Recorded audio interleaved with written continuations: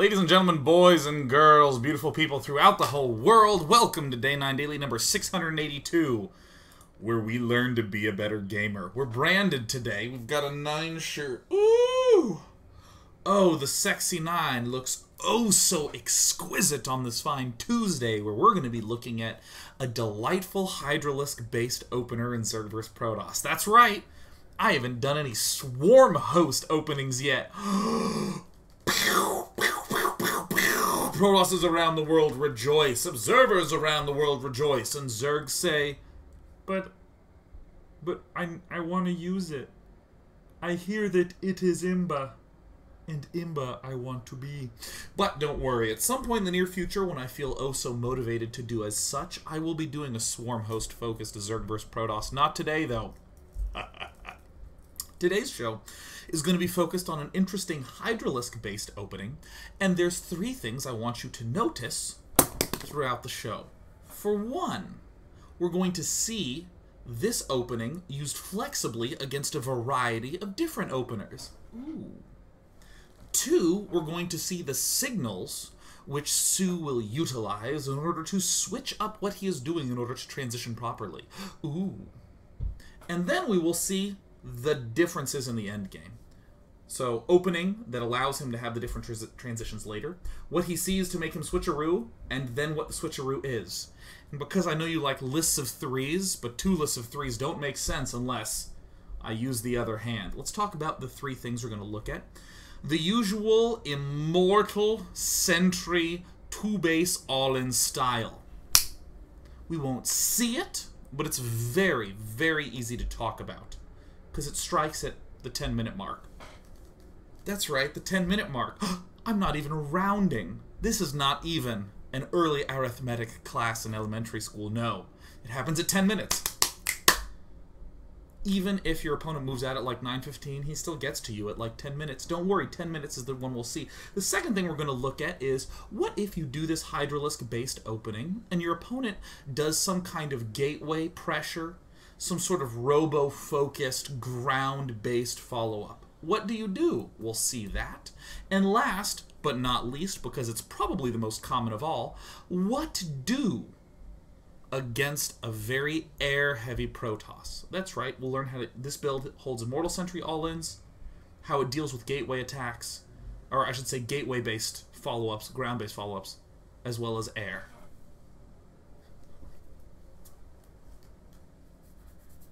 Cool. Tomorrow, on the Hearthstone Decktacular, I'm not going to do a good deck. That's right. Tomorrow I'm going to do probably the stupidest possible deck that results in the most rewarding possible combo. If it goes off, we'll have enough endorphins to last us the night. But if it doesn't, then RN Jesus.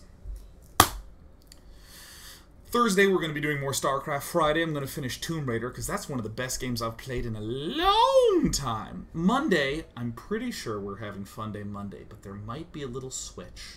Either way, the next Fun Day Monday topic is to give me the stupidest game of all time. The stupidest win you have ever seen. Submit that to Monday at day9.tv, and it will either happen this Monday or the following. We don't know yet, but it will be happening at some point. Important note. My knee is getting MRI'd tomorrow, because it's a very wobbly knee. I hope my knee is okay, and I hope the chat is okay.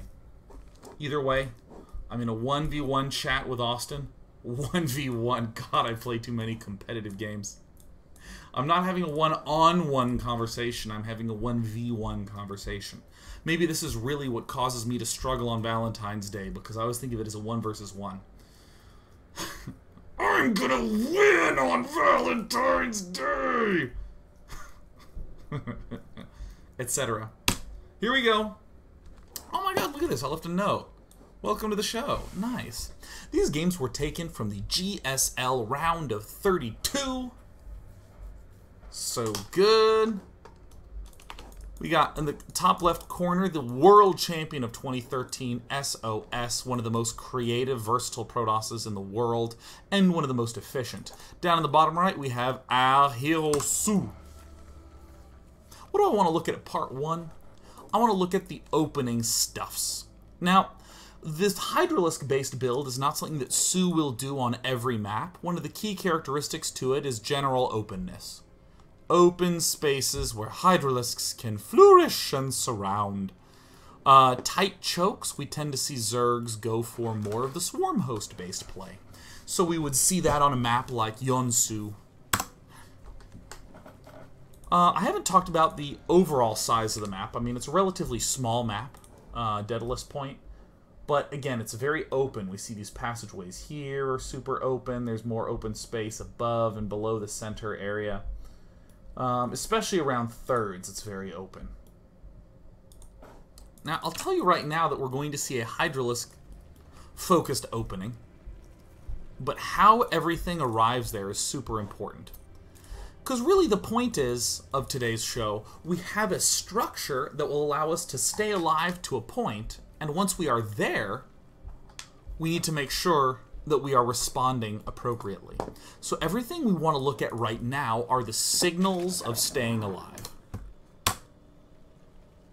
So first, drones coming up on up. If you haven't begun experimenting with hatch first, then pool, I suggest beginning that around now. We see a lot of pool first openings and this and that. But soO doing a very smart move. Why is he scouting now? Well, it's very simple. Normally, this is where you would either go for the hatch first, or when you would go for the pool first. So this drone scout, if it spotted some gateways in the main base, we would simply have this drone return home, and this guy become a pool. Nice little scout there. Both overlords go straight for the enemy. We can see, where is this one going to? It's very easy to think that it's going to the main base, but it's really going to here. Wow, oh my god, that's so wonderful. We even have a reference click. Day 9, pausing it right on the click. So good, so smooth. This is where soO wants to go. To where he'll see if there's an early expand coming up. There are many a different build. Gate first, expand first. This is but a single sliver of what it looks like to do against one of these Nexus first foo-foos. Okay, so second things second. One of the rather unusual plays that we'll see out of soO that normally we see players do a little more frequently if they believe their enemy could be going for gateway first, is that we're seeing an extremely fast gas to be able to get Zergling speed. But of course, soO now realizes that his enemy is in fact going for the fast Nexus. Does he change much? Not really. We're going to see out of soO what we see out of most Zergies. He's going to collect the 100 gas. He's going to go straight up for the queeners, and soon enough, the third basers. 1 queen, 2 queen, red queen, blue queen. 1 is left in that gas, and I would like to say that this is the most important drone of the game. Why? One of my favorite things is when builds time themselves. It's when a build order doesn't even give you the chance to think. It just is set up so elegantly, so eloquently. When did this hatch go down? Went down first, and then the gas, and then the pool. We're learning the order of the build. Pull it out when there's 100 in the gas, but then leave this guy here because soon enough he's going to be getting a layer. And we see that soon enough a drone will be going to the third. Actually, I'll go ahead and let it move up till then. I'll just say right now that this drone is important.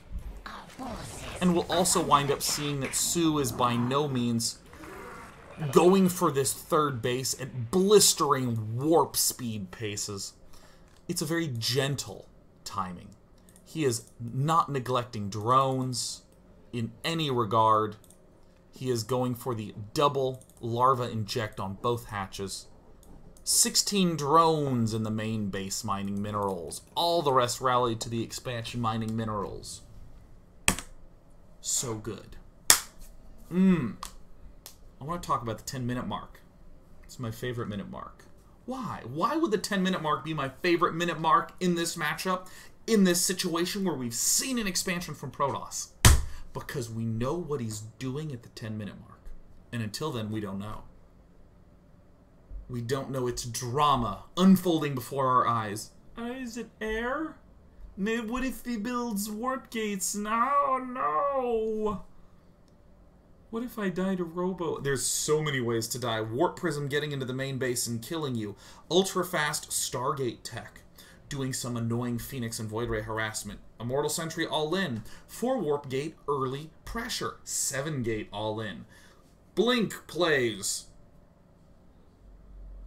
Nose scratching. There's a lot of options. So we need to make sure that we deal with all of them. The first round of questions is 8 minutes-ish. How do we deal with super aggressive warp gate stuff? How do we deal with air units? Traditionally, what we see players do is use queens and spores for the air units. I'm going to ignore that whole branch right now because we'll see it in the next game. But what about those warp gate attacks? There's, generally speaking, 2 schools of thought. One is, I'm going to get Zergling speed so fast that I can always spot that probe building the pylon, and my Zergling speed will allow me to shut it down before it gets started. To do this, though, we delay our layer a little bit. The other alternative is go for a very swift layer and Roach Warren. The Roach Warren will allow us to withstand this gateway pressure with roaches, and our fast layer will give us the follow-up capacity to give a speed upgrade to our roaches so that we can continue to be strong with them in the mid-game. It tends to be early ling speed, delay the layer a bit. Faster roaches get a pretty fast layer. I would just say the most often the rule is Zergling speed or layer. You pick one. You can get one of them really fast, but you can't get both really fast.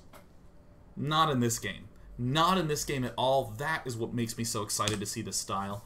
It's something very counterintuitive. It's very antithetical to the usual Zerg play. So first and foremost, we see our friendly hatchery go down. And at a time when typically a Zerg would be going injection crazy. Look at this. The queen from soO moves down the ramp. The queen at the front is going to be plopping down. A what's-its thing. A creep tumor. Do it. And there it is. And back to the base she darts. So notice that this little maneuver, why bring 2 queens to the front? It seems like soO could have just left this queen and injected in the main base, and then had his natural expansion queen throw down the creep tumor. Those pesky Protosses that love to rush with a Zealot, a Stalker, and a Mothership core will arrive at the front base, and our 2 queens will be able to withstand that pressure. Nice. Zergling speed getting ready to wrap up. And back in the main base, our delightful drone, mining and timing things all on his own. So we're seeing already some very elegant subtlety. Why the queen here? Because we want to make sure that she's already ready at the 3rd hatchery. The Zerglings with speed scouting every which way. This other Zergling has been checking up to this top side. I mean, look at the mini-map. We can actually see that this Zergling has been rather busy, scouting all the which way around in this area. Just 2 Zerglings. It's already the 6-minute mark and they have speed. What? Fast Zergling speed. And at this point in time, soO really doesn't know that much. You'll probably notice that I haven't even referred back to what's going on in SOS's base. It's because soO hasn't really seen a lot from his Protoss friend. I want to stay focused on the build because there won't really be that many deviations. Our fantastic, delightful, and kick-ass drone is getting himself a promotion. He's got us 100 gas, and that 100 gas mark is a nice timing for soO to be able to start himself a layer. Now, if you are like me and you know all about your timings, your brain's doing a little bit of rat, or perhaps that. This is a very, very, very, very, very, very, very early layer, especially given that soO already has Zergling speed. Most of the time, remember when I talked about that idea of going for the Roach Warren as a potential defense? When players are going for the Swift layer, we see it at 7 minutes. 7 minutes. But here, it's at 6 minutes and 40, and Zergling speed is done. What? We are functionally skipping out on roaches. We are relying on Zerglings to be able to deal with 4-gate pressure by scouting aggressively for probes and pylons with the ultra-early Zergling speed, and then we're going to rely on hydralisks for any second-round aggression. Notice the extractor goes down at the natural right as the layer goes down in the main. soO's continuing to go super drone heavy. We see that it's more or less 16 drones at each location. But by the 7-minute mark, 4 geysers have already begun. 4!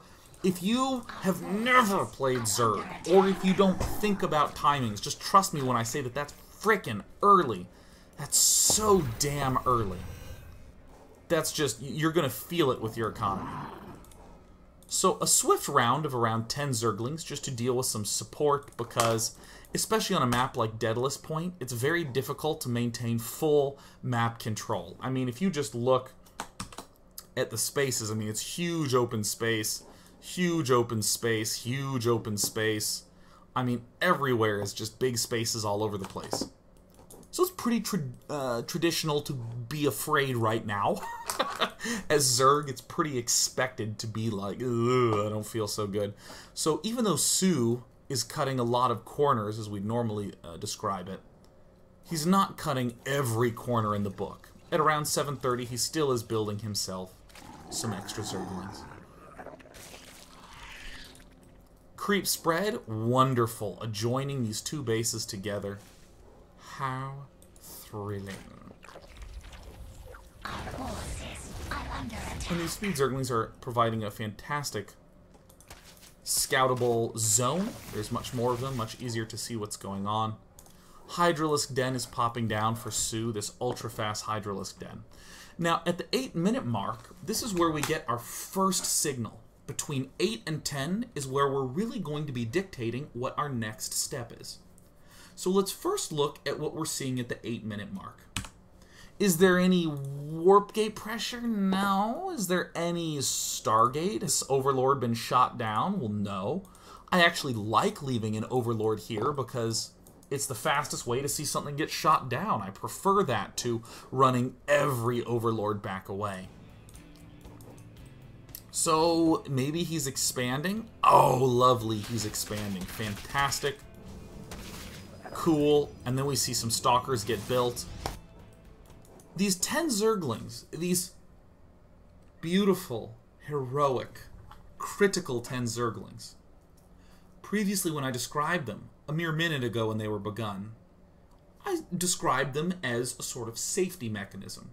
Why would I do that? Because it's easy to look at what soO's doing and go, but isn't he cutting all the corners? I can cut corners too, I just lose when I do it. And we got the chance to see soO make some Zerglings, and you're like, oh, it's not all of them. Kermit the Frog. But here, I think, is the even more important reason behind the Zerglings. The Zerglings are so fast, they get the chance to reveal everything that the enemy is doing. Stalkers are being warped in. If there was nothing here, the Zerglings could dart up the ramp and oftentimes get shot by an immortal. These Zerglings can select units and go, oh, dude, you have +1 going down. Huh. So great. Now soO has identified everything that's going on from his enemy. These drone counts are rather important. Right around 60 to 64 is a money amount. Why? Because we have 16 at the 3rd. 16 mining minerals at the natural with 3 in each gas. And 16 mining minerals in the main with 3 in each gas. Do not overbuild your drones. These are not suggested amounts. Really, you want to have 22 here, 22 here for 44, and then another 16 for a total of 60. Why are there excess drones? Well, because they're about to be made into spines, which I will go into in just a second, but again, no gas geysers here. Very queen light, just 3 queens. Now, there's something I promised, and I'm going to show it right now. I'm going to show soO defending an attack that's not happening in this game. We're going to look at soO defending an immortal sentry all-in. We're at 8:30 right now. Ignore everything we're seeing out of soO's. Pretend with me that soO has identified an immortal sentry all-in. Range going down first. Why? Why not speed? Range means that force fields are irrelevant to hydralisks. They can shoot beyond it at anything that is shooting them. And very simple to time macro. Build hydralisks when you have gas. Build zerglings with all the remaining resources. Build overlords on time because you're a boss. And what do we see? A delightful mixture of units, all available by the 10-minute mark. It just so happens in this game that it is not an immortal sentry all-in, but notice, just after the 10-minute mark by a few seconds, doink, done. Look at this army. 14 hydralisks, 22 zerglings, spines, with enough creep spread to move comfortably between them. Remember those early creep tumors I talked about? Very easy to overlook the importance of them until now. All the front well connected by creep. So lovely, this opening from soO that relies on just 3 hatcheries actually has plenty of economy to churn out hydra ling should we be up against an immortal sentry all-in. Obviously, we are not up against that in this game. We're up against what I would probably describe as a more common and more threatening opening, a gateway-centric expand. Now, pretend with me one more time. We know a lot of information about what soO's is doing. 3rd base, and we saw 4 stalkers warp in. We see a +1 attack upgrade. This is clearly a gateway-centric attack coming up. Against all of those, after the break, we'll see how soO answers it. Doesn't matter if he's going 2 base, gateway heavy, with some robo stuff. 3 base, gateway heavy, maybe he's going for blink and that sort of stuff. Same answer is going to be existing across the board. Hydralisk with range and zerglings. And when we return, we'll see not just that soO can stay alive against that, but how he follows it up by being a kick-ass badass. Ass. Okay, cool. Let's put up this graphic. Bam! Let's play some music.